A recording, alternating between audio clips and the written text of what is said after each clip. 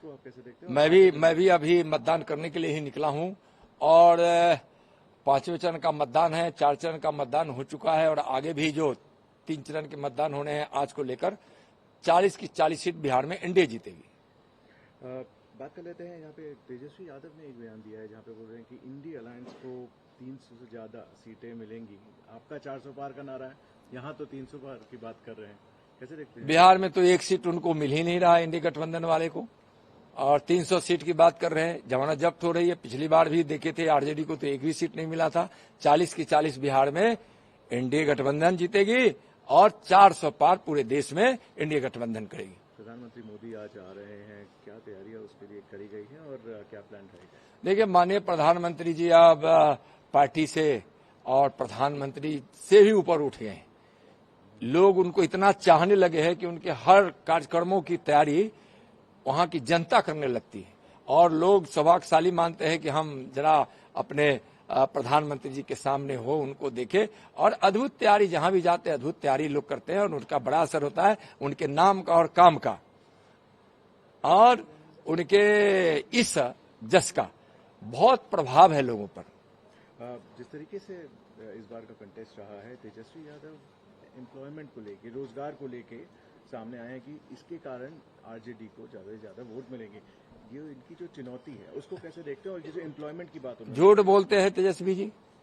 जब एनडीए की सरकार थी जिसमें भारतीय जनता पार्टी सम्मिलित थी, उस समय नीतीश जी के नेतृत्व में नौकरी, सरकारी नौकरी बिहार में देने की बुनियाद पड़ी और उस समय हजारों नौकरी दी भी गई।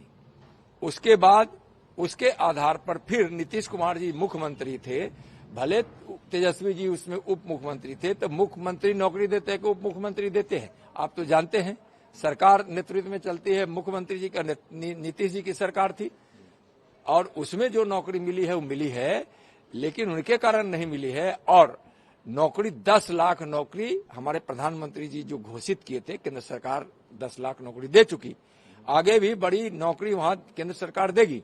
और दूसरी बात की रोजगार जो करोड़ों लोगों को देने की बात प्रधानमंत्री जी कहे थे, करोड़ों लोगों को रोजगार मिला है और मैं उदाहरण के साथ बता रहा हूं और आपको एकदम रिकॉर्ड में बोल रहा हूं। आप हमारे यहाँ चूंकि चुनाव हो गया इसलिए बोल रहे हैं, वहां उजियारपुर में लोकसभा जहां से मैं अभी चुनाव लड़ा हूं, 1,29,000 से ज्यादा लोगों को वहां मुद्रा लोन मिला है और 1100 करोड़ से ज्यादा उनको ऋण दिए गए हैं। 1100 करोड़ रुपए से ज्यादा ऋण वहां लोगों को मिला है और उससे जो उद्योग और व्यापार बढ़ा है उससे 5 लाख लोगों को रोजगार मिला है। कहां से तेजस्वी जी रोजगार देंगे? माननीय प्रधानमंत्री और केंद्र सरकार की योजनाओं से रोजगार सृजित हो रहा है, लोग स्किल्ड हो रहे हैं, उनको रोजगार करने की सुविधाएं मिल रही है, तो इसके कारण रोजगार लोगों को मिल रहा है, बेरोजगारी दूर हो रही है। क्या बोलेंगे? झूठ बोल रहे हैं। इनको भ्रष्टाचार, तुष्टिकरण और घोटाला से तो फुर्सत ही नहीं है। आखिरी प्रश्न मेरा ये रहेगा कि जिस तरीके से इस बार पहली बार हाजीपुर से चिराग पासवान लड़ रहे हैं, रामविलास पासवान जी को आप अंतर्राष्ट्रीय जानते भी हैं, कितनी उम्मीदें हैं इस बार चिराग पासवान से? और इस बार का कॉन्टेस्ट आप कैसे देख रहे हैं हाजीपुर का? कोई कॉन्टेस्ट नहीं है, 5 लाख से ज्यादा वोट से चिराग जी जीतेंगे। बिहार में 5 लोकसभा